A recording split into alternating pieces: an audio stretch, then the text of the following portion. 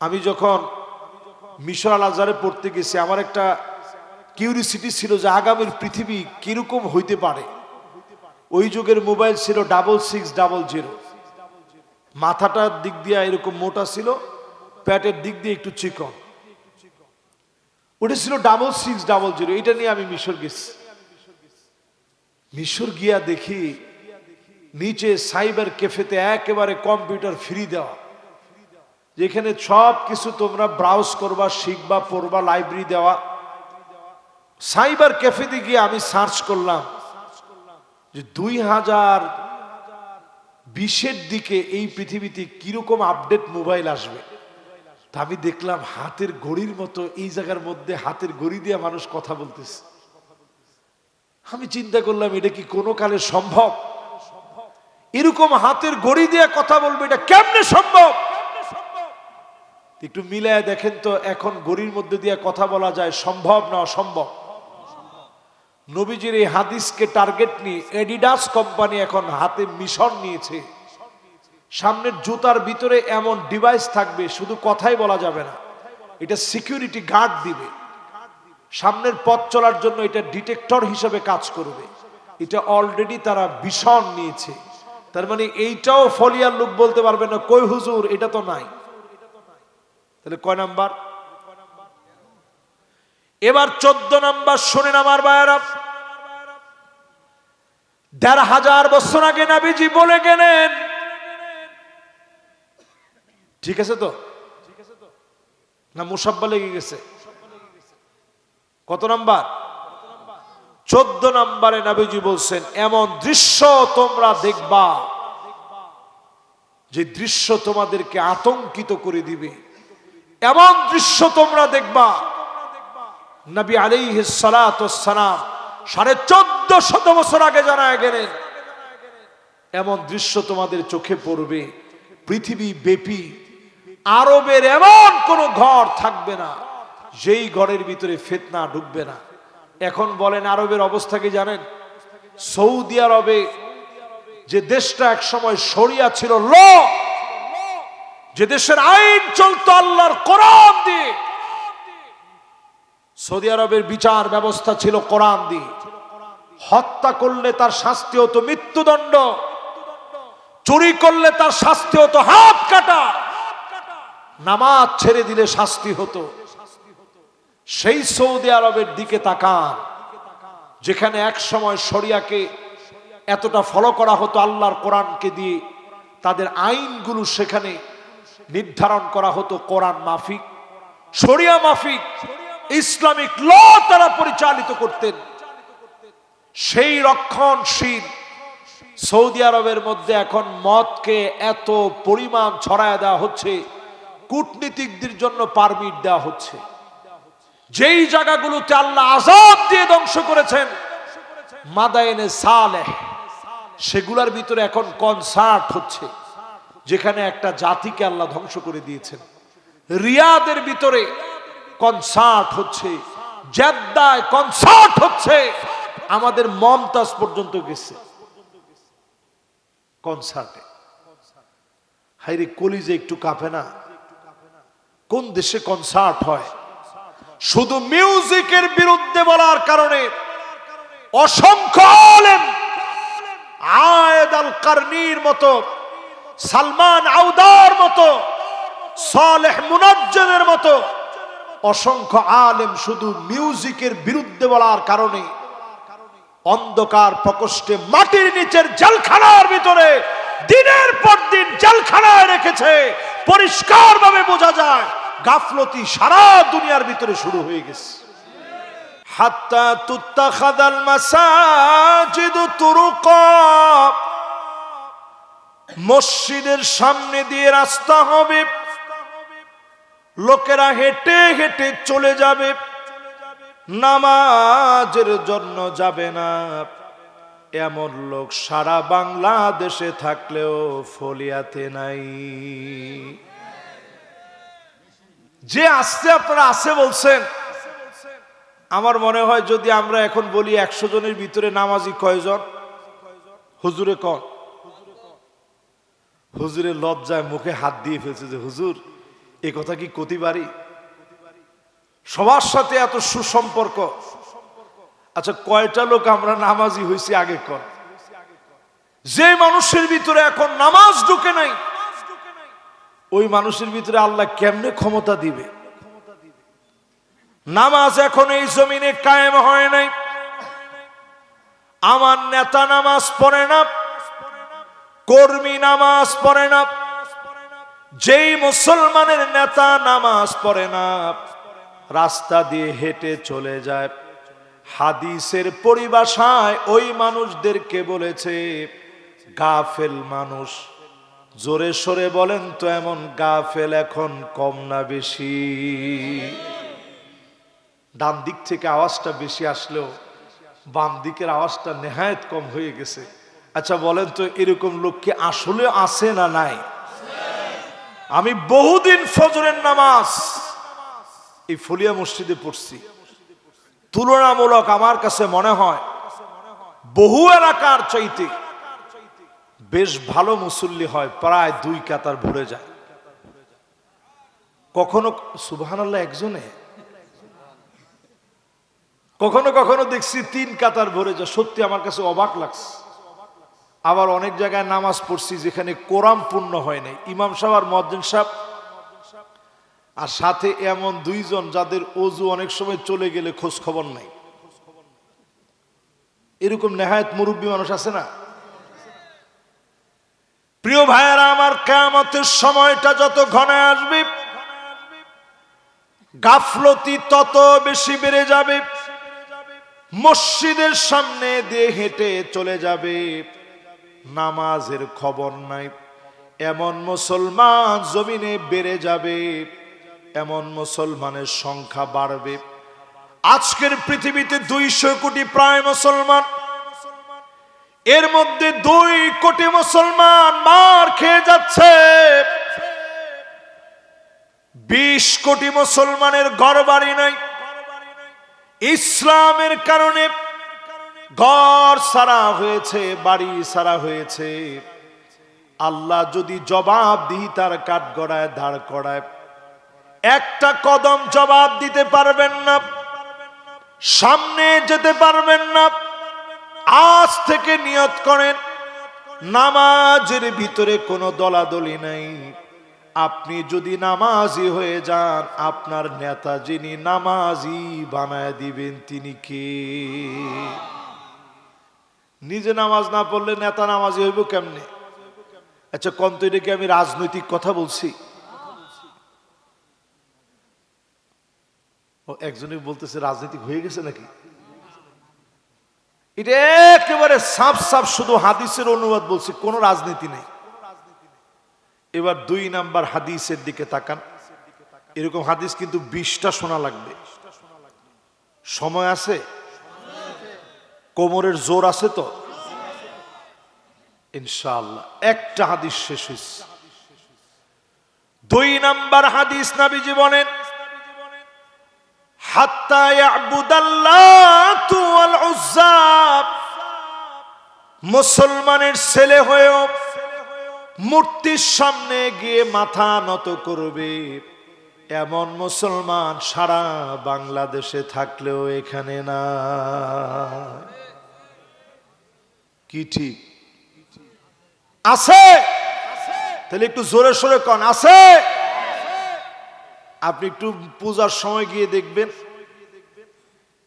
যদি 100 জন লোক থাকে, আপনি নাম জিজ্ঞাসা করবেন, দেখবেন যে কৃষ্ণ বলবে না, নাম বলবে আমার মতো আব্দুল্লাহ, আব্দুর রহমান, আব্দুস সামাদ, আব্দুল কুদ্দুস। 60% মুসলমানের ছেলে পূজায় গিয়ে নাচানাচি করে। 1500 বছর আগে নবীজি বলে গেলেন, হারে হারে মিলা দেখেন, পুরাপুরি মিলে গেছে। তার মানে আমাদের ভিতরে গাফলতি এখন কমছে না বাড়ছে? 2 নাম্বার শেষ। বাকি আছে কয়টা? এখনো 18টা বাকি। একজন কইছে হুজুর তাড়াতাড়ি হয়ে যাবে। কে আপনারা কি তাড়াতাড়ি ছেড়ে দেওয়ার নিয়ত করেছেন না? ও হিসাব করতেছে তাড়াতাড়ি না, অনেকগুলাতে আবার একটু সময় বেশি লাগবে, বোঝাতে হবে না। যেটা সহজে বুঝে ফেলছেন ওটা তো আর বেশি লম্বা করা দরকার নেই, চুইংগামের মতো টাইনা লম্বা করার কোনো দরকার নেই। যেটা না বুঝবেন ওইটা হয়তো একটু টান দেওয়া গেল। এবার 3 নাম্বার, যেটা আপনারা দেখবেন যে আপনাদের এলাকায় নাই, আপনারা স্ট্রেট দাঁড়ায় যাবেন যে হুজুর এটা যে বলছেন, এই গাফলতি অন্তত আমাদের ভিতরে নেই। 3 নাম্বার, নবীজি বললেন এমন দৃশ্য দেখবা হাত্তা ইয়াতাবাগান নাসু ফিল মাসাজিদ, মসজিদে মসজিদে সভাপতি সেক্রেটারি পদ পদবি নিয়ে মারামারি হবে। এমন মারামারি এখন আছে না? না, অন্য সবগুলার ভিতরে চুপ থাকলেও ফলিয়ার লোক কিন্তু তালে ঠিক ঠিকই এটার ভিতরে আপনারা সব বলে উঠলেন আছে। তার মানে কি দাঁড়াইলো, মসজিদের ভিতরে এই পদাপদি নিয়ে, এই পদগুলো নিয়ে মারামারি শুরু হয়েছে কয়দিন। এই যে হুজুর কিন্তু আমার বয়সে মুরব্বী, উনি বেশি মুরব্বী না হইলো কিছু তো মুরব্বী, তারপরে ওয়াহিদ ভাইরাও মুরব্বী। এবার আপনারা নিজেরা বলেন তো দেখি, আজ থেকে 30 বছর আগে ঠেলে ধরে যদি কাউরে আপনি পদ দিতে চাইতেন তাও নিতে চাইতো না, যে না ভাই আমার দরকার নেই, ঠিক নেই। অথচ কিছুদিন পরে আপনারা দেখবেন যে পোস্টার লাগায় হলেও মসজিদের সভাপতি হওয়া লাগবে। এই দিন আমরা সামনে দেখব ইমামের সাথে বেয়াদবি হবে, খতিবের বক্তব্যে বাধা দেওয়া হবে, এমন দৃশ্য এখন চোখের সামনে ভাসে। তার মানে বুঝে নেন আমাদের চরমভাবে গাফলতি দিন দিন বেড়ে যাচ্ছে, ঠিক কিনা বলেন? আজকের মসজিদে এই যে জুমা আসতেছে, জুমা গেছে, আম্মা জান আয়েশা বলেন প্রায় দিন আমার ঘুম ভেঙে যেত নবীজির কান্নার কারণে। এত পরিমাণ নবীজি চোখের পানি ছেড়ে দিয়ে কাঁদতেন। আজিজুন কাজিজিল মিরজাল, ফুটন্ত পানি ফুটলে যেমন টকবক করে আওয়াজ হয়, নবীজির ভিতর থেকে এমন আওয়াজগুলা বের হতো। আমি আয়েশা ছোট্ট ঘরের ভিতরে ঘুমটা ভেঙে যেত।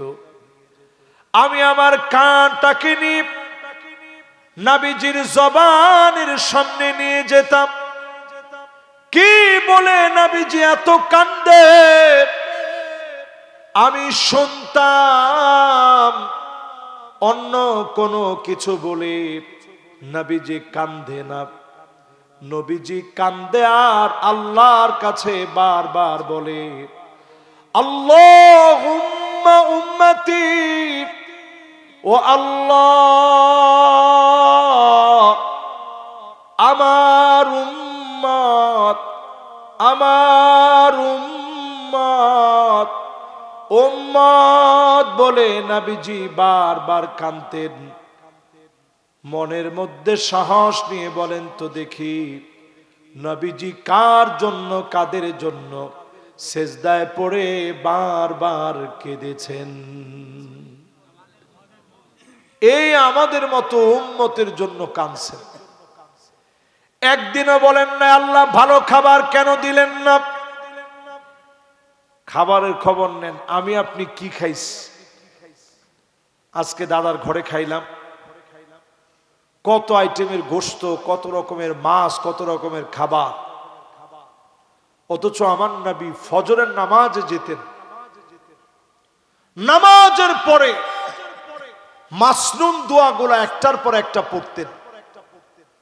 সূর্য উঠা শুরু হয়ে হারাম ওয়াক্ত যখন শেষ হয়ে যেত, ইশরাকের 2 রাকাত নামাজ পড়ে নবীজি ফিরতেন।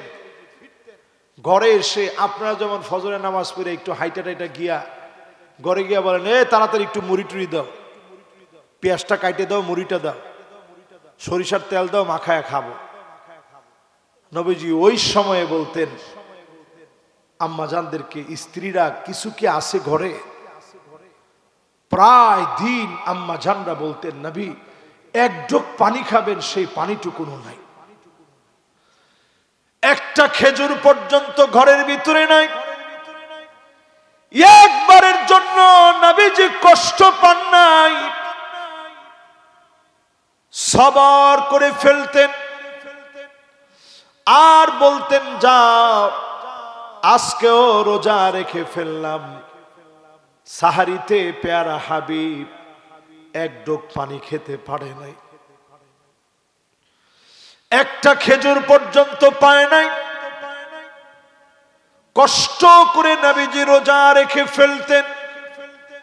সেই নবীর উম্মত হয়ে নবীজির সুন্নাত গুলা বাদ দিয়ে ওই সমস্ত ওয়েস্টার্ন কালচার আমাদেরকে গিলে ফেলেছে। আমাদের ছেলেগুলা মেয়েদের মতো হয়ে যাচ্ছে। মেয়েরা এখন প্যান্ট শার্ট পরতেছে, গেঞ্জি পরতেছে, নিজের আধুনিক বলে মনে করে। আল্লাহর রাস্তায় আজকের এই মাহফিলের আওয়াজ যেখানে যাবে, নিজের নবীর উম্মত বানান। আমার নবী আপনার জন্য সেদিন দাঁড়ায়া থাকবে, আল্লাহর কাছে গর্ব করে বলবে, ইন্নী মুকাসিরু বিকুমুল উমাম। এই সব হলো আমার উম্মত। 120টা কাতার হবে, 80 মিন উম্মতি, 80টা কাতার সেদিন নবীজির কাতার হবে। 40 মিন সাইরিল উমাম, অন্য সব নবীর উম্মত মিলে আল্লাহর জান্নাতের মাত্র 40 কাতার ভরবে। আমার নবীর উম্মত দিয়ে 80 কাতার যিনি পুরা করে দিবেন তিনি কে? তাহলে এবার বলেন তো দেখি, সুন্নত মানবো কার? নবীজির সুন্নত মানতে হবে। জোরে কোন কার? আম্মা জানের ঘরে একটা মেয়ে 6 বছর বয়সে ঢুকতেছেন, নবীজি এমন ভাবে আম্মা জানদেরকে শিখায় গেছেন। আম্মা জান সাথে সাথে বললেন, আগে তার ড্রেস চেঞ্জ করো, তারপরে ঘরে ঢুকাও। কি ড্রেস পরায় দিলেন? ঢিলে ডালা পোশাক মেয়েকে পরায় দেয়া, এরপরে আম্মা জান ঘরে ঢুকতে দিলেন। তার মানে বোঝা গেল পোশাকের ব্যাপারে কোনো ছাড় দেওয়া চলবে না, ঠিক কিনা বলেন? কয় নাম্বারটা গেছে? এখনো বাকি আছে 10টা। আপনারা শুনবেন তো ইনশাআল্লাহ। এরপরে নবীজি 11 নম্বরে বলেন, এবার একটু ঠিকঠাক কিছু বললেন, অর্ধেক শেষ হয়ে গেছে তো, মনোযোগের ভিতরে কোনো ঘাটতি নেই। আমার কাছে মনে হয় মনোযোগের ভিতরে কোনো গোলযোগ হয়নি। একটা আয়াতের ব্যাখ্যা আমার কাছে মনে হয় 300-400 হাদিস দিয়েও যদি আমি করি শেষ করা যাবে না। কি পরিমাণ গাফলতি! সেখান থেকে মাত্র 20টা নিস। এবার 11 নাম্বারটা শুনেন, গাফলতি নাম্বার 11। নবীজি বলেন, এমন সময় আসবে দেখবা, লা ইয়াবকা বাইতুন মিনাল আরব ইল্লা দাখালাতুহু।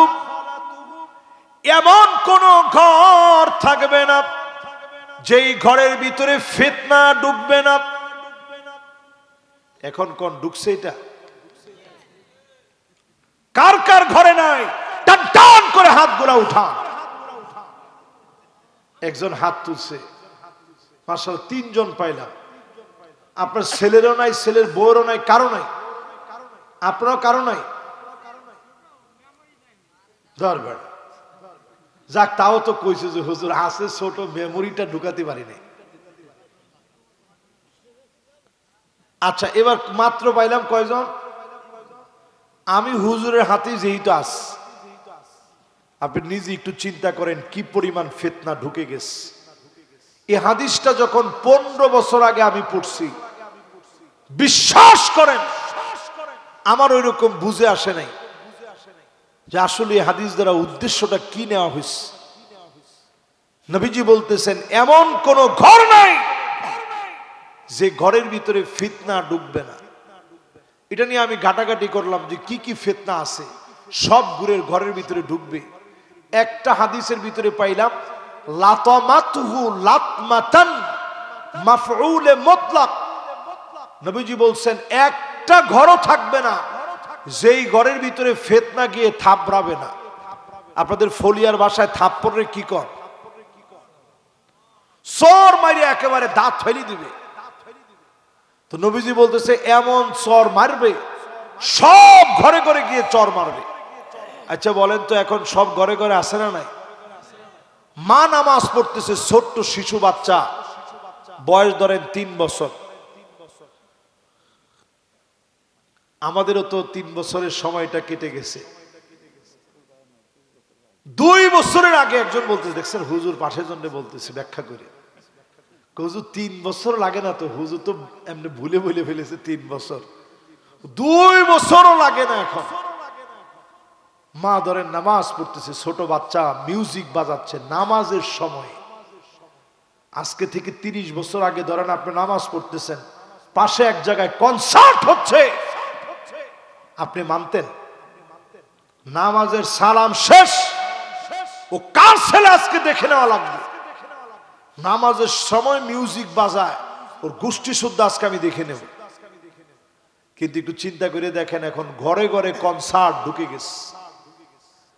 নবীজি বলছেন লাতামাতুহু লাতমাতান, এই ফিতনার নাম হবে দোহায় মাপ। ঘরে ঘরে ডুববে, সবাইকে থাবড়াবে, সবাইকে চড়াবে। এখন চিন্তা করেন ঘরে ঘরে মিউজিক ঢুকে গেছে। এই না জন্য 12 নম্বরে নবীজি বললেন হাত্তা তাকসুরা জালাজিল, আযাব হিসাবে ভূমিকম্প আসবে। এই বাংলাদেশের বুকে 21শে নভেম্বর থেকে নিয়ে আজকের জানুয়ারি মাসের 24 তারিখ হয়ে গেছে। নভেম্বর থেকে ডিসেম্বর, জানুয়ারি, এই 2টা মাসে আপনি কাউন্ট করে দেখেন কতগুলো ভূমিকম্প আমার দেশে হয়ে গেল। পুরা ঢাকা থরথর করে কেঁপেছে। 5.7 মাত্রার ভূমিকম্প হয়েছে। সংখ্যাটা যদি আল্লাহ একটু ঘুরায় দিতে, 7.5 মাত্রার ভূমিকম্প যদি দিতেন, এইখানে বসে আর মাহফিল করা লাগতো না। ঢাকার অসংখ্য বাড়ি সেজদা অবনত হয়ে যেত। মালিকের বড় দয়া লেগে গেছে। 21শে নভেম্বর যে ভূমিকম্প হলো, বারটা ছিল জুমাবার, 10:38। অনেকে অলরেডি মসজিদে চলে গেছেন, খতিবের আলোচনা শুনবেন। আমি নিজে মাহফিল করে অ্যালার্ম দিয়ে রেখেছি 11টার সময় উঠে প্রস্তুতি নিব নামাজের জন্য। 10:38 এমন ধাক্কা লেগে গেল, লাফ মেরে উঠলাম, আল্লাহকে ডাকা শুরু করলাম, ইয়া হাইয়ু ইয়া কাইয়ুম, ইয়া হাইয়ু ইয়া কাইয়ুম। চতুর্দিকে আমি শুনি আল্লাহ আল্লাহ বলে ডাকতেছে। আমার কাছে ওই মুহূর্তে কারো কথা মনে নাই, শুধু নিজে নিজে ভাবতেছিলাম আল্লাহ, বড় ভূমিকম্পটা মনে হয় চলে আসছে, আজকে মনে হয় বাঁচানোর কোনো উপায় নাই। মালিক ওই দিনও বাঁচায় দিলেন। আল্লাহ পাক বুঝায় দিলেন, গোলাম আয় আয় আমার দিকে ফিরে আয়। আওয়ালা ইয়ারাউনা আন্নাহুম ইফতানুনা ফি কুল্লি আমিন মাররাতান আও মাররাতাইন।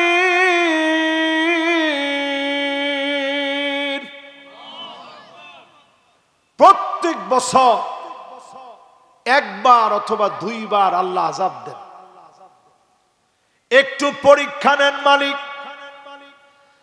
সুম্মা লা ইয়াতুবুনা ওয়ালা হুম ইয়াযাক্কারুন। ওই পরীক্ষার সময় যদি ফিরে আসেন, তাওবা করে নেন, অবশ্যই যিনি আযাব গজব উঠায় নিবেন তিনি কে? ওই দিন আমি খুব কাছ থেকে দেখলাম যে ভূমিকম্পের পরে মানুষের পরিবর্তন কেমন হয়।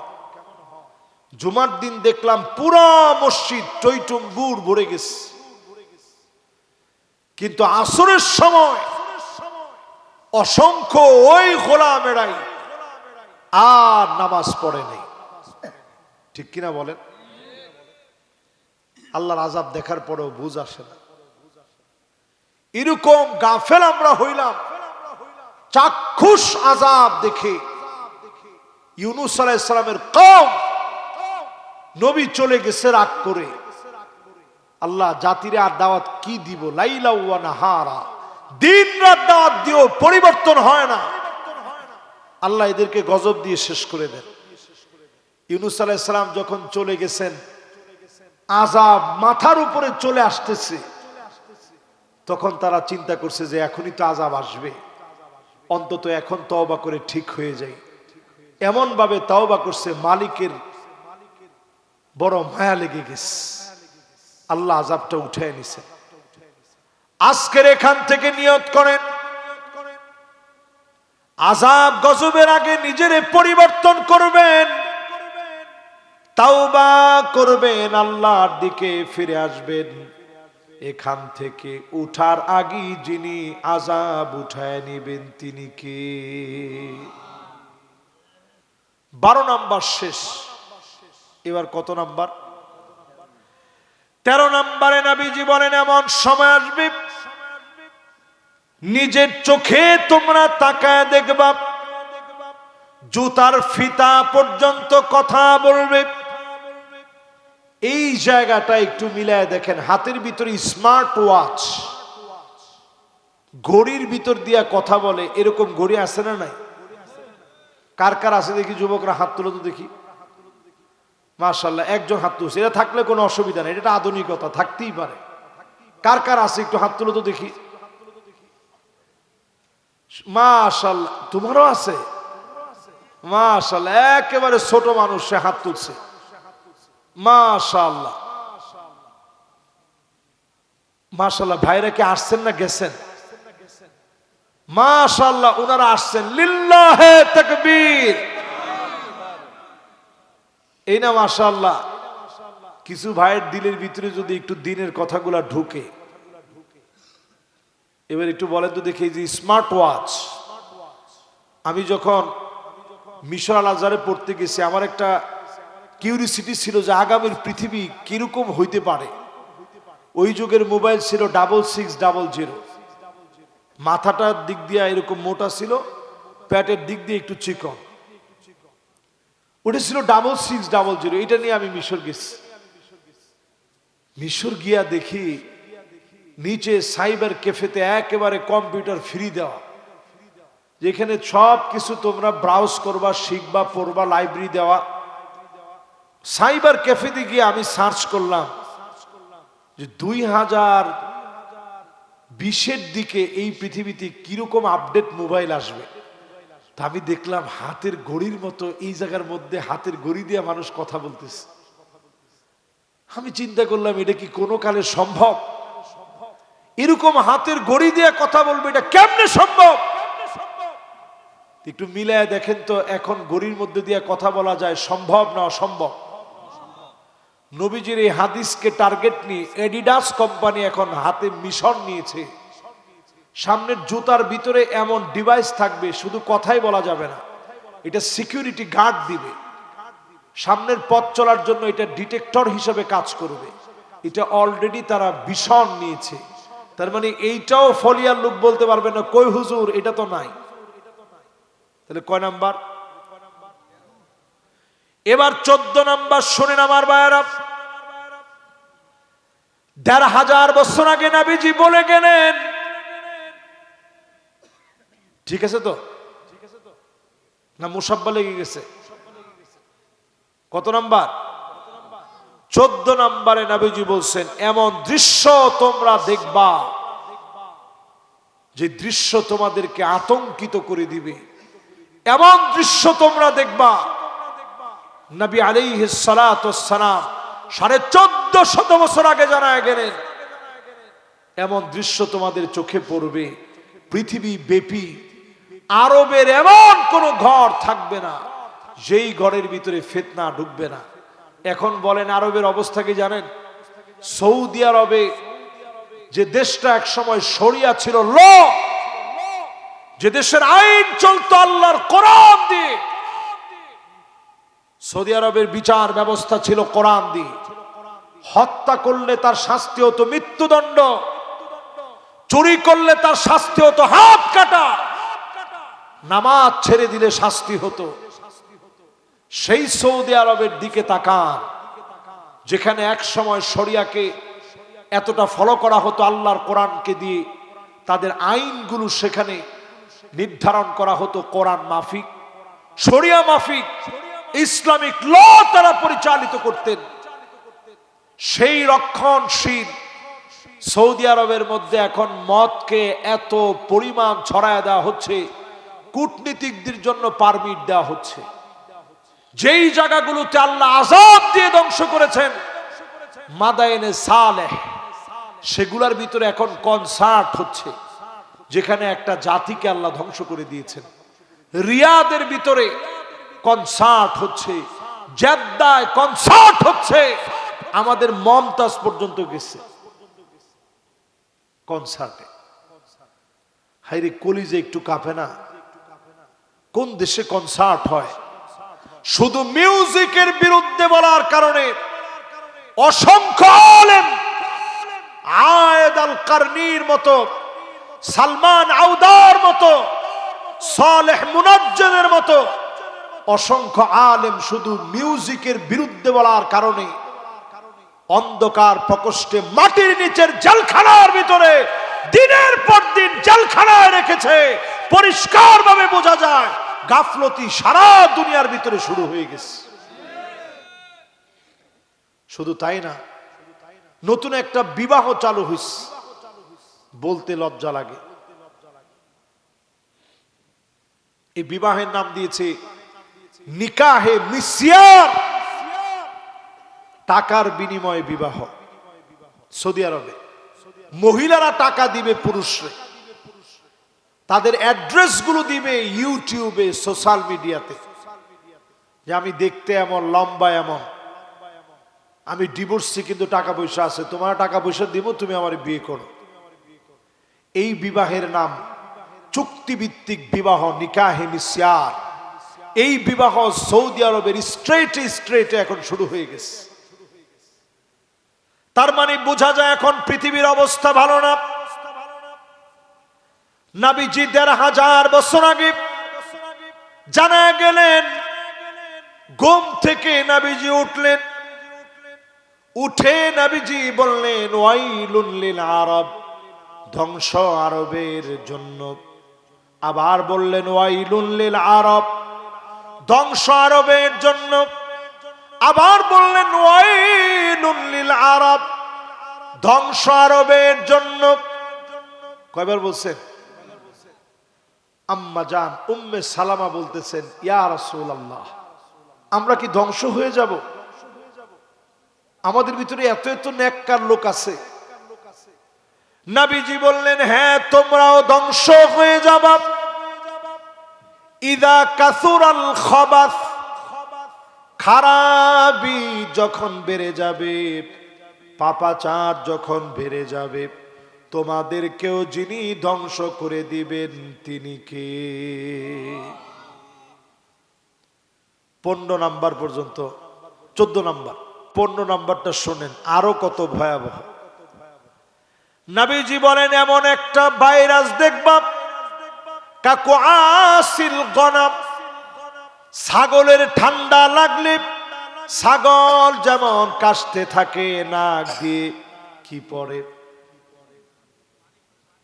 তার মেয়া এটারে ফলিয়াতে কি পানি বলে না, কি বলে? কি বলে? এই শিয়ান বলে, দেখছেন? শুদ্ধ ভাষা এটাকে বলে শ্লেষ্মা, কোথাও কোথাও কোথাও বলে হিঙ্গাই, কোথাও কোথাও বলে শিয়াল। যা বলেন, এরকম ঠান্ডা জনিত একটা মহামারী আসবে নবীজি বলে গেছেন ১৫০০ বছর আগে। আল্লাহু আকবার। বর্তমানে ২০২০-এর আগে যারা মারা গেছে ওরাই তো করোনা ভাইরাস দেখে নাই, কিন্তু আমার আপনার মতো গুনাহগার গুলা দেখে ফেলছে। কিরকম হয়েছিল মনে আছে? হুজুর যদি বাইকে ঢাকা থেকে চলে আসতাম তো কোন রকম একটু জায়গা দেন, হুজুর অন্য সময় দিল, এখন দিতে পারবো না হুজুর। আমি নিজে মসজিদে গেছি নামাজ পড়াতে, অন্য সময় কে কার আগে মুসাফা করবে প্রতিযোগিতা, গিয়ে দেখি মাত্র ১০ জন মুসল্লি, জুমার দিন। তা আমি শুধু কাঁদতেছিলাম যে আল্লাহ কি আযাব দিলেন। নামাজ পড়ায় যখন আমি বের হলাম, আমার মসজিদে হাজার হাজার মুসল্লি হয় আলহামদুলিল্লাহ। সেখানে আমি দেখি সব মুসল্লি রাস্তার মধ্যে দাঁড়ায় আছে, দূরে দাঁড়ায় দাঁড়ায় কাঁদতেছে আর বলতেছে হুজুর মনে হয় কিয়ামত চলে আসছে, আর মনে হয় বাকি নাই, হুজুর মাফ করে দিয়ে দোয়া করেন। আমার কাছে মনে হলো আসলে কিয়ামত চলে আসছে। কত যুবক তখন নামাজ ধরেছিল,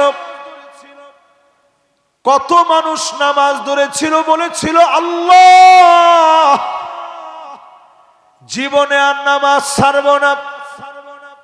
করোনাও চলে গেল, আবার নামাজ ছেড়ে দিলেন, একটাবার ভাবলেন না। এই বাংলাদেশকে বিশেষজ্ঞরা বলেছিল রেড জোন, এখানে মানুষ মরে পচে গলে থাকবে, ধরার মতো কেউ থাকবে না।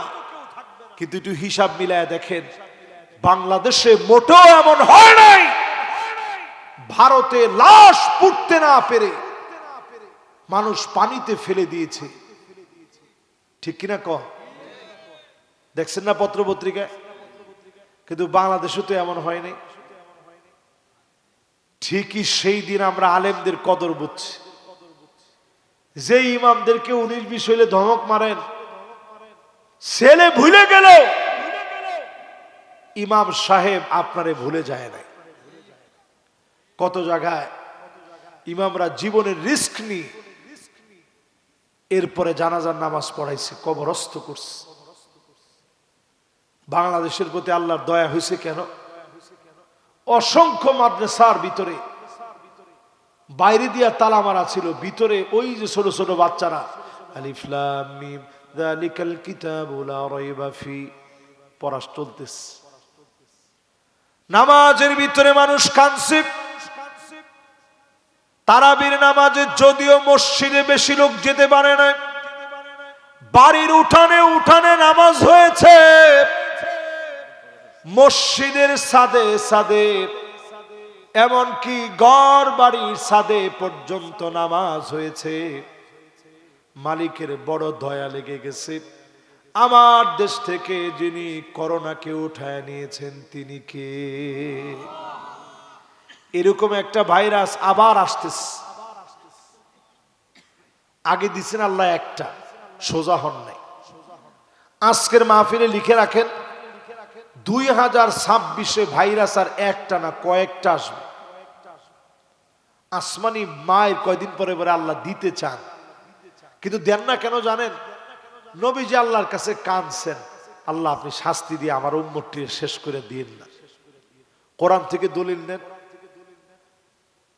আল্লাহ রাব্বুল আলামিন আয়াত নাযিল করলেন, কুল হুয়াল কাদিরু আলা আইয়াবাসা আলাইকুম আযাবাম মিন ফাওকিকুম। নবী আযাব আসবে উপরের দিক থেকে। আপনার উম্মত ফাজলামি করবে, উপরের দিক থেকে আযাব দিয়ে আমি আল্লাহ ঠান্ডা বানায় দিব। করোনা আসবে, মহামারী আসবে। যখন নবীজিরা শুনলেন আল্লাহর কাছে বলেন, আল্লাহ আমার উম্মতরে এইভাবে শেষ করে দিয়েন না। এমন কান্না কানলেন, আল্লাহর বড় মায়া লেগে গেছে। দ্বিতীয় অংশ নাজিল করলেন, আও মিন তাহতি আরজুলিকুম, পায়ের নিচ থেকে আযাব আসবে। এটা যখন শুনলেন নবীজি আবার কানলেন যে আল্লাহ ভূমিকম্প যদি দেন, ভূমি ধস যদি দেন, জলোচ্ছ্বাস যদি দেন, উম্মত যাবে কই? আল্লাহ এরম আযাব দিয়েন না। 3 নাম্বার অপশন আল্লাহ দিলেন, আও ইয়ালবিসাকুম শিয়াব ওয়া ইউযীকা বা'দুকুম বা'সা বা'দ। ও নবী, আপনার উম্মত দলে দলে বিভক্ত হবে, একজন আরেকজনরে মারবে, মেরে বলবে মারার মতো মেরেছি। আল্লাহ পাক আয়াত নাজিল করলেন, সঙ্গে সঙ্গে নবীজি বললেন আহওয়ান ওয়া আইসার, আগের গুলো থেকে এটা সহজ। ভাই ভাই আর কতক্ষণ মারামারি করবে? আল্লাহ ঠিকই এক সময় মিল হয়ে যাবে। বাংলাদেশ এখন একটা মিল হওয়ার সময় চলছে, আর মারামারি করার সময় না। হ্যাঁ ঠিক তো ঠিকের মতো কইলেন না, ঠিক নেই। মারামারি করে অন্তত সামনের দিন আর পার পাবেন না। এই দেশ দেখায় দিয়েছে জালেমদের কোনো ঠাঁই আগামীর বাংলাদেশ আর হবে না। মানুষ এখন আন্দোলন শিখে ফেলছে, আপনি কইরে আর পার পাবেন না। যখন এই আয়াতে কারিমার এই অংশ নাজিল হয়েছে, নবীজি বলতেছে আল্লাহ আগের গুলার চাইতে তুই একটু সহজ। ভাই ভাই আর কয়দিন মারামারি করবে? আমরা 55 বছর বাংলাদেশে মারামারি করতে করতে শেষ হয়ে গেলাম। এখন আওয়াজ উঠেছে, সব দেখা শেষ, সামনে হবে আল কোরআনের বাংলাদেশ। রাজি আছেন? দেখেন ইনশাআল্লাহ কলজা থেকে বের হইতেই চায় না। মায়ের আরেকটু খাওয়া লাগবে। তো যখন নবীজির উপরে এই আয়াতে কারিমা নাজিল হয়েছে, নবীজির মনটা খুশি হয়ে গেছে যে আল্লাহ আর কয়দিন, এখন ঠিক হয়ে যাবে। এখনো ঠিক হন নাই, ঠিক হইবেন কবে? কত নাম্বার চলতেছে? এবার 16 নাম্বারে চলেন। মাশাআল্লাহ, সবার মনোযোগ আছে? এবার 16 নাম্বারে চলেন। হাত্তা ইয়াসুদা কুল্লা কবিলাতিন মুনাফিকুহা। নবীজি বলেন এমন সময় দেখবা অলিতে গলিতে ফাসিকগুলা নেতা হয়ে যাবে, ফাসিকদের নেতৃত্ব চলবে, ঠিক কিনা বলেন? ঠিকটা কিন্তু জোরে বলেন নাই। তাহলে বলেন এটা কি ঠিক নেই? যে লোকের নামাজ নাই ওই লোক স্পষ্ট ফাসিক। তুমি নেতা হতে পারো, ফাসিকদের নেতা, মুমিনের নেতা তুমি হতে পারো না। এই কথাটা বলার পরে আপনারা যদি 100 বার রাগ করেন, তাতে অন্তত আমার কিচ্ছু যায় আসে না। জিন্দেগিতে কোনোদিন যদি আমার ওয়াজ নাও শোনেন, তাও আমার কিচ্ছু যাবে আসবে না। কিন্তু একটু চিন্তা করেন, মসজিদের একজন ইমাম যদি 3 বার ভুল করে একদিনের ভিতরে, লোকমা যদি 3টা লাগানোর পরে ইমাম সাহেব না শুধরায়, চাকরি থাকবে? বোর্ড মিটিং বসাবেন যে কেমন ইমাম, সুবহানাল্লাহ বলে উঠলাম, হুজুরের কোনো খবর নাই। এরপরে ফাঁকে ফাঁকে আল্লাহু আকবারও বললাম, তাও হুজুর শুনে নাই। একদিনের ভিতরে 3 ওয়াক্ত নামাজের ভিতরে হুজুরের ভুল হয়েছে, এরকম মন ভোলা হুজুর দিয়ে কি আমাদের ইমামতি চলবে? ফলিয়ার মসজিদ বলে কথা। তাহলে চিন্তা করেন, আপনার মসজিদ যদি আপনি এতটা বুঝলেন, পুরা রাষ্ট্রের ইমাম যারা হবে, তার ভিতরে যদি নামাজ না থাকে, তার ভিতরে যদি দিন না থাকে, ও মুসলমান, ওই নেতা তোমার নেতা হতে পারে না। এটার নামই ঈমান। কত নাম্বার? 16 নাম্বার এসে অনেকের মনে কষ্ট লাগতে পারে, কিন্তু রাসূল বলে গেছেন। এরপরে 17 নম্বরে নবীজি বলেন, এখন কিন্তু কেউ উঠতে দিন না। মাশাআল্লাহ, একজন উঠে গিয়ে বলে, এই বেটা এখন হুজুরে গুরুত্বপূর্ণ কথা বলতেছে, এখন আবার কিসের আওয়াজ? থাক থাক, ছোট মানুষের কাজ তো ইরামি। আমরা কি এরকম দুষ্টামি করা সারা ওয়াজের এখানে বসছি আপনার কাছে মনে হয়?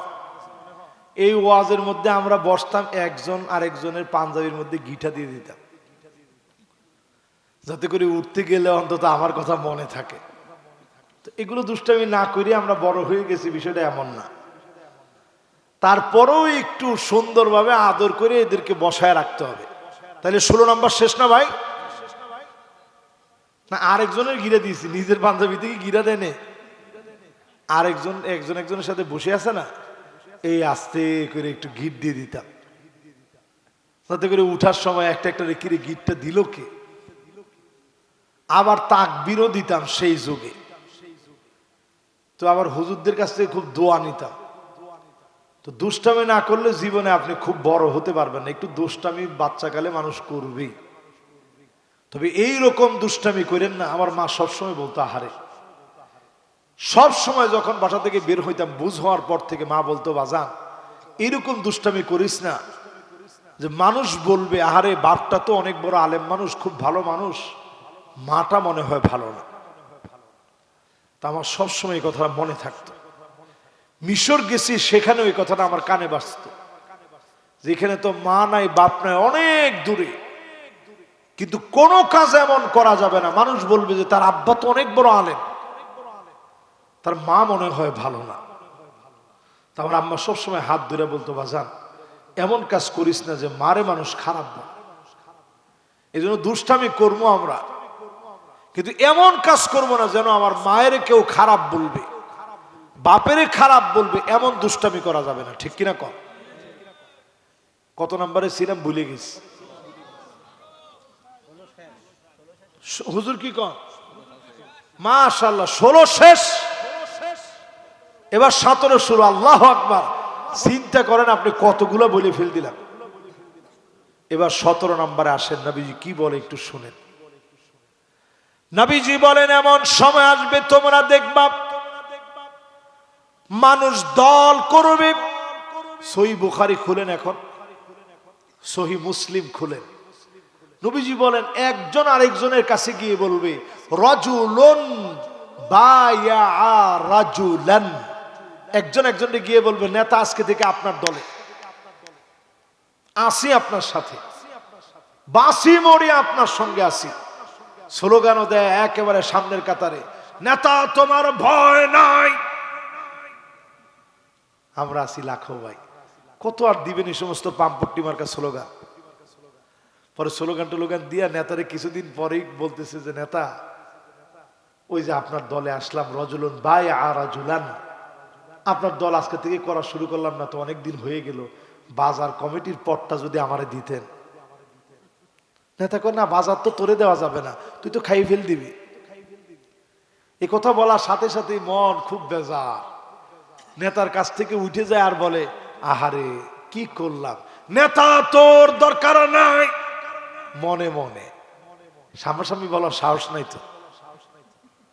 রাসূল সঙ্গে সঙ্গে বললেন, ওয়া ইল্লা লাম ইয়াফিলাহু, পদ না দিলে সে আর দলের মধ্যে নাই। এরকম আছে না নাই? যতজন মুসলমান এখানে বসে, পদের জন্য দল করেন না, তাইলে এই দল বেশি দিন আগাবে না, টিকবে না বেশি দিন। দল চেঞ্জ করতেও সময় লাগবে না। দল যদি করতে হয়, আল্লাহর জন্য দল করা লাগবে। ঠিক তো কইলেন, কিন্তু ঠিক থাকবে কিনা সেটা হলো কথা। দল কার জন্য করবে? আওয়াজ করে বলেন, কার জন্য করবেন? ওই দানায় ফানায় বাদ দেন, দানায় ফানায় বাদ দিয়ে দলটা আল্লাহর জন্য করেন। আপনি যেই দলই করেন, যদি দলটা আল্লাহর জন্য করে থাকেন, আপনি চাঁদাবাজি করতে পারবেন? জবাবদিহিতার ভয় আপনাকে কুড়ি কুড়ি খাবে। আপনি কারো হক নষ্ট করতে পারবেন না। জবাবদিহিতার ভয় আপনাকে গিলে গিলে খাবে। এজন্য দল যদি করতে হয়, করব কার জন্য? কত নাম্বার এটা? 17 নাম্বার শেষ। এবার 18 নাম্বার শোনেন নবীজি কি বলেন। নবী কোনটা একটা রয়ে গেছে নাকি? আরে না, কোনটা রয়ে যায় নাই, সব জায়গা মতো আছে। এরপরে নবীজি রেকর্ড হচ্ছে তো, নবীজি এরপরে বলেন 18 নম্বরে, হাত্তা ইউকবাদাল ইলম বিকবদিল উলামা,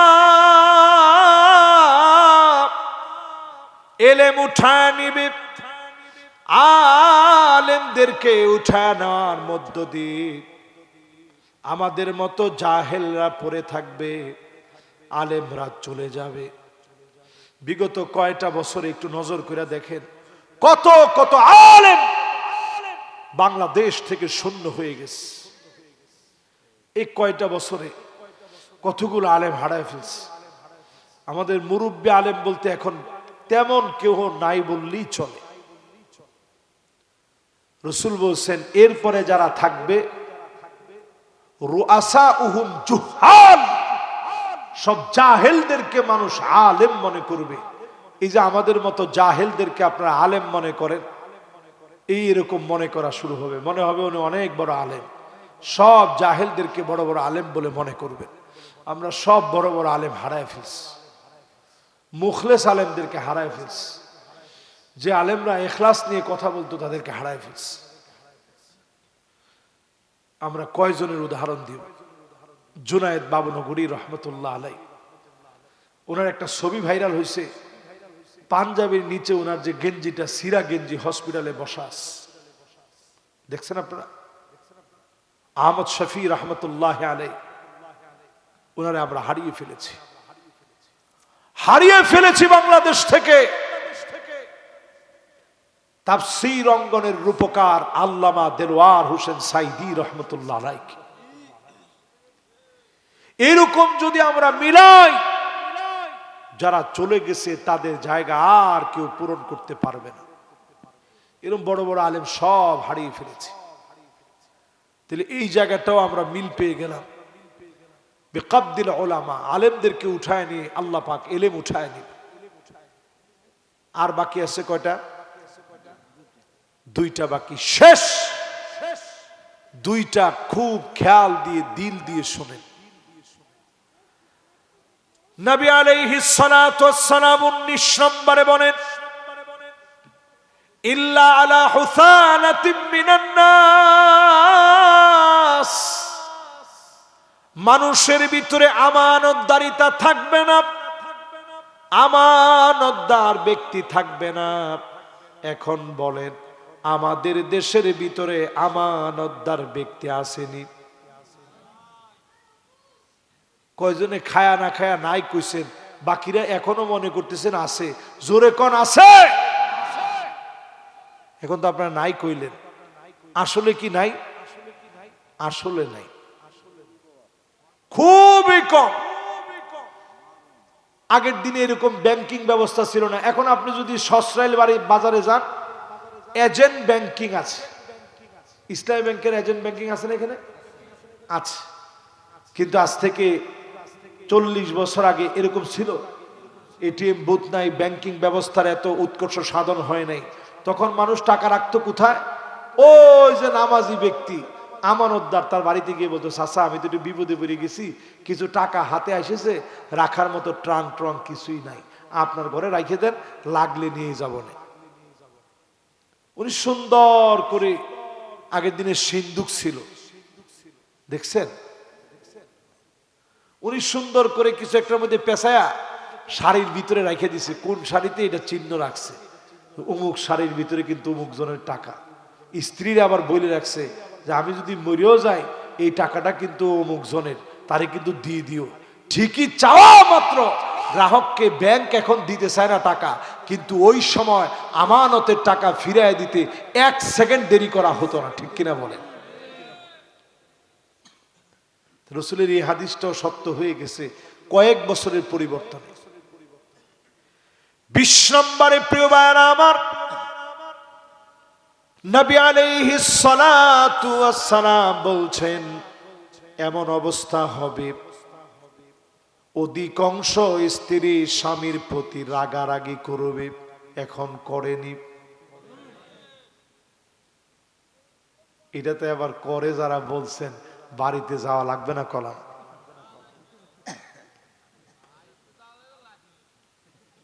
একজন কইছে হুজুর বাড়িতে যাওয়া লাগবে, ঠিক লাঠি টাঠি নিয়ে যাওয়া লাগবে। পিটাবেন কে আপনি না উনি? এরপরেরটা আপনি খালি একটু শুনে দেখেন পিটাবে কে। ঘরে ঘরে তৈরি হবে আল্লাহ না, কিছু হইলেই মহিলারা বলবে সব আমার নামে লিখে দেওয়া লাগবে, মা বাপরে 1 টাকা তুমি দিতে পারবা না। এরকম মহিলা কি ফলিয়াতে আছে? এরপরে দেখবেন মান্না না, কথায় কথায় বলবে আমি দেখে আপনার ভাত খেয়ে গেলাম। যে ঠিক বলছে ও কি বিয়ে শাদী করেছে নাকি? ও বিয়ে শাদী করছে, অবভিয়াসলি উনি বিয়ে শাদী করছে। ও তাও আবার 2টা একসাথে আছে। ও বিয়ে শাদী, একটা বাচ্চা কাচ্চা 2টা। আমি তো এটাই চিন্তা করতেছি যে 2 বিয়ে করে ওনার সাহস তো কম না, উনি হাত তুলতে পারলো কেমনে? না, 2 বিয়ে আপনারা করতেই পারেন, ইসলাম যেটাকে বৈধ করেছে। আমি তো এখানে অবৈধ করার মতো কোনো শক্তি আল্লাহ আমারে দেয় নাই, দিছে। তবে আল্লাহ তাআদিলু, বর্তমান যুগে আদালত প্রতিষ্ঠা করা বড় কঠিন, এই জন্য আল্লাহ শর্ত দিয়ে দিচ্ছেন আল্লাহ তাআদিলু ফাওয়াহিদা। যদি না পারো আদালত করতে তাহলে কয়টা? একটা। সুপ্রিম কোর্টের রায় কিন্তু হয়ে গেছে অলরেডি, দ্বিতীয় বিয়ে করলে কোনো অনুমতি লাগবে না। আমার মনে হয় যিনি অনুমতি দিচ্ছেন ওনার মায়ের মনে হয় মিস নেই। ঘরের কি হালত আল্লাহ ভালো জানে। উনি জজ তো হচ্ছে বাইরে, কিন্তু ঘরে তো উনি জামাই। এরপরে দেখবেন হান্না আনা, সারাদিন কষ্ট করে আপনি আসছেন, এসে কইলেন যে 1 গ্লাস পানি দিও তো, এমন বেশকি মারবে তোমার পানি তুমি নিয়ে খাও। বেশকি শুনে আপনি বলবেন যে আরে পানি পিপাসাই লাগে না, একটু দুষ্টামি করলাম বলে। এরপরে দেখবেন কান্না আনা। এটা কিরকম? এইরকম দৃশ্য আপনারা দেখবেন আখেরি জামানায়। স্বামীর ছায়া স্ত্রী দেখতে পারে না। একটু সুপার মধ্যে বসছেন, কয় একটু উঠেন না। আপনি বলেন কেন? মাত্র তো এসে বসলাম। কয় যে না, এটার যে কাবারটা আছে ময়লা হয়ে গেছে, ধুইতে দিব। তা আপনি বললেন ঠিক আছে। এরপরে আপনি সেখান থেকে গেছেন একটু খাটে, যাওয়া মাত্র কইতেছে উঠেন এখান থেকে। তা আপনি বললেন কেন? মাত্র তো উঠে আসলাম। কই যে না, এই যে খাটের এখন বিছানার চাদরটা একটু ঝাড়তে হবে। আপনি চিন্তা করছেন যে আল্লাহ, এর সে বাইরে চলে যায় তাই ভালো। এরপরে দেখবেন হাদ্দাকা, এমন সব মহিলা বের হবে, জামাই কিছু একটা ঢাকায় গেছিল কিনে আনছে, ধরেন একটা শাড়ি কিনে আনছেন, দেখা মাত্র কবে কি কালার আনলেন, এ কালার মরে যাবে মনে হয়। কালার মরার আগে কত জামাই মরে যায়, ঠিক নেই? পুরুষরা বিরাট খুশি হয়েছে যে হুজুর এরকম ওয়াজ যদি আরো কিছুক্ষণ থাকে তাহলে একটু করেন। এরপরে দেখবেন সাদ্দাকা, তর্ক যখন করবে দেখলে মনে হবে দক্ষিণ কোরিয়া আর উত্তর কোরিয়া তর্ক চালাচ্ছে। এরপরে দেখবেন বার্রাকা, ওই যে উনি কইছে না না না, বার্রাকা মানে শুধুমাত্র তর্কে না, হাত থাকতে মুখ দিয়ে আর কি লাঠি দিয়া পিটাইতে পর্যন্ত দেরি করে না, এমন মহিলা এখন আছে না? না, যেমনে আসে কইছেন বোঝা যায় ফলিয়ার অবস্থা ভয়াবহ। এখন অনেকে কইছে না হুজুর খালি ফলিয়া না, সব জায়গায় আছে। তাহলে এই যে যা যা বললাম এগুলো এখন আছে না নাই? কেন এগুলা ঢুকছে? কারণ আমরা সুন্নত মানি না। এতক্ষণ যে ওয়াজ করলাম মহিলারা বেজার হয়ে গেছে। এখন একটু পুরুষদের ওয়াজ করি। কয়জন লোক ঘরে গিয়ে সালাম দেন? মাশাআল্লাহ, একটা লোক আল্লাহর ওলি মানুষ হাত তুলছে। তিনটা আল্লাহর ওলি পাইলাম এই মাহফিলে, হাত তুলছে, মাশাআল্লাহ। আর দুই একজন থাকতে পারে, তাহলে একটু সালাম কালাম দিয়ে না আগে স্ত্রীকে।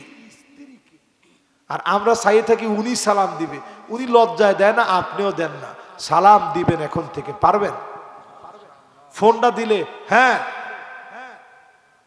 যখন আপনি খালি হ্যাঁ দিয়া শুরু করেন তখন উনার হ্যাঁটা এত জোরে হয় আপনি চিন্তা করেন ভাব ভালো না। কিন্তু আপনি যদি সালাম দিয়ে শুরু করতেন, উনি হ্যাঁ বলার আগে উনি সালামের উত্তরটা দিয়ে ঠান্ডা হয়ে যেত। সালাম শুনলে তো ঢাকা তো ঠান্ডা হয়ে যায়। আর আপনার বড় ঘরের বউ তো ভালো, সালাম দিয়ে শুরু করেন, ঘরে ঢুকেন সালাম দেন, বিসমিল্লাহ বলে পাটা দেন, অন্তত মনটা তো নরম হবে। ফাকান্নাসা রাসূলুল্লাহ, নবীজি নিজে ঘর ঝাড়ু দিতেন। আপনি যদি আপনার ঘরটা ঝাড়ু দেন, স্ত্রীর মনটা নরম হয়ে যাবে।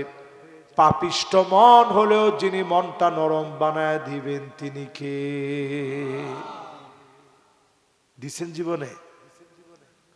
কোন যে হুজুর খায় আর কাম নাই, বাইরের কাম করে কুল পায় না, তা আবার আপনি আবার ঝাড়ু উঠে দিলেন আমাদের হাতে, তো স্ত্রীর কামটা কি? রাসূল নিজে ঘরের ঝাড়ুটা নিয়ে ঝাড়ু দিতেন। আমি আমার আব্বার কাছ থেকে শিখছি, আব্বা একজন আলেম মানুষ, নিজে ঘর ঝাড়ু দেন। আম্মা মাঝে মাঝে গিয়ে ধরলেও সাথে সাথে আব্বা কোন না, এই সুন্নতটা আমার মানা দরকার। নিজের কাপড় নিজে আল্লাহর রাসূল ধৌত করতেন। আম্মা জানদের চোখে পানি দেখলে এই দুইটা আঙ্গুল দিয়ে, ইবাহামা নামক দুইটা আঙ্গুল, এই দুইটা আঙ্গুল দিয়ে নবীজি মুছে দিতেন। আর আমরা যখন চোখে পানি দেখি আগের চাইতে 10 গুণ বেশি রাগ হয়ে যায়, ঠিক কিনা বলেন? নাম ধরে নবীজি ডাকতেন, নতুন নতুন নামে ডাকতেন। ঘরে যাওয়ার আগে নবীজি জায়েদকে দিয়া সংবাদ পাঠায় দিতেন। ছোট্ট মানুষ জায়েদ গিয়া সংবাদ দিতেন, হযরত আনাস গিয়ে সংবাদ দিতেন নবীজি ঘরে আসতেছে। আর আমরা ঘরে যাওয়ার আগে সংবাদ দিব তো দূরে থাক, ঘরে গিয়া খোঁজ খবর নেই না, নিজের মতো নিজে মোবাইল চাপতেছেন, তো কেমনে আমাদের মধ্যে সুসম্পর্ক হবে? নবীজি নিজে আম্মা জানদেরকে নিয়ে ঘোরাতে নিতেন, দেখা দেখা বলতেন এই পাহাড়টার নাম উহুদ পাহাড়, জাবালুন ইউহিব্বুনা ওয়া নুহিব্বুহু, এই পাহাড়কে আমরা ভালোবাসি, পাহাড়টা আমাদেরকে ভালোবাসে। এইভাবে যদি ঘরগুলাকে তৈরি করেন, প্রত্যেকটা ঘরকে ইসলামের যিনি দুর্গ বানায় দিবেন তিনি কে? আর মা বোনদেরকে বলি, মা বোনরা শোনেন, আল্লাহর কোরআনের দিকে আসেন। লস নাই আপনাদের যদি আল্লাহর কোরআন এই জমিনে ইস্টাবলিশ হয়ে যায়। লিযাকার মিথলু হাযিল উনসায়াইন, ভাইয়ের কাছে সম্পদ চেয়ে লজ্জিত হতে হবে না, ভাই ডাইকে আপনার সম্পদ বুঝায় দেওয়া লাগবে। ঠিকটা এখন এমন আসতে বলছেন, অধিকাংশের নিয়ত কোনোভাবেই এই কাজ না হোক, কিন্তু এই কাজ তো হবেই।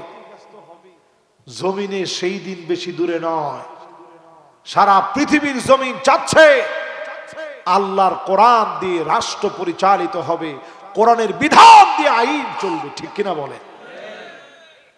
এই জন্য মা বোনদেরকে বলে, আপনারা এটা মনে করেন না ইসলাম আপনাদেরকে ঠকাইছে, ইসলাম আপনাদেরকে জিতাইছে। আপনি যদি ইসলাম মানেন, বাপের ঘরে যদি 1 ছেলে 2 মেয়ে হয়, সমান সমান হক দেওয়া লাগবে। সসরাইল বাজারে যদি জায়গা থাকে, আপনার ভাই এটা পারবে না যে জঙ্গলগুলা সব আপনারে দিয়ে মঙ্গল সব উনি নিয়ে নিবে। গাতা টাতা যা আছে, সসরাইল বাজারের যে জমি আছে, এটা আল্লাহর হস্তে আমার বাপের জমি, আমি নিলাম। মেয়েরা কি দোষ করলো? যদি ইসলাম এই জমিনের ভিতরে একদিনের জন্য এস্টাবলিশ হয়, নারীর অধিকার নিশ্চিত হবে, ঠিক কিনা বলেন? প্রিয় ভাইরা আমার, যতগুলো কথা বললাম কিয়ামতের আগে এই বিষয়গুলা নবীজি দেখার কথা বলছেন, আমরা দেখছি না, অনেক বাকি আছে। অধিকাংশ পুরাপুরি চলে আসছে, দুই একটা কিঞ্চিত বাকি আছে। তার মানে যে সময়টাতে আমরা আছি, এই সময়টা নিজেদেরকে প্রস্তুত করার সময়। কিসের জন্য? হাত্তা তাসিলা দাম ইলা মানকাবাই, টাকনু পর্যন্ত মুসলমানের রক্ত পৌঁছায়া যাবে। সামনের পৃথিবী মুসলমানদের জন্য চ্যালেঞ্জিং পৃথিবী হবে। ওই চ্যালেঞ্জের মোকাবেলা করার জন্য ঈমান নিয়ে, হিম্মত নিয়ে দ্বীনের পক্ষে লড়ে যাওয়া লাগবে। ঠিক কিনা বলেন? ভয় পাইলে চলবে না। আগামীর পৃথিবী ভীতু কোনো মুসলমানের জন্য নয়। আগামীর পৃথিবী হবে মুজাহিদ আল্লাহর গোলামদের জন্য। বদরের প্রান্তে যে রক্ত দিয়ে 14 জন সাহাবী রক্তের বিনিময়ে যে বদর বিজয় হয়েছে, আবার এমন রক্তের প্রয়োজন বারবারই হবে। ওই রক্তের উপরে দাঁড়িয়ে আল্লাহর জমিনে দিন কায়েম হয়ে যাবে ইনশাআল্লাহ। পড়ে আল্লাহ পাক আজকের কথাগুলোর উপরে আমাকে আপনাদের সবাইকে আমল করার তৌফিক দান করুক।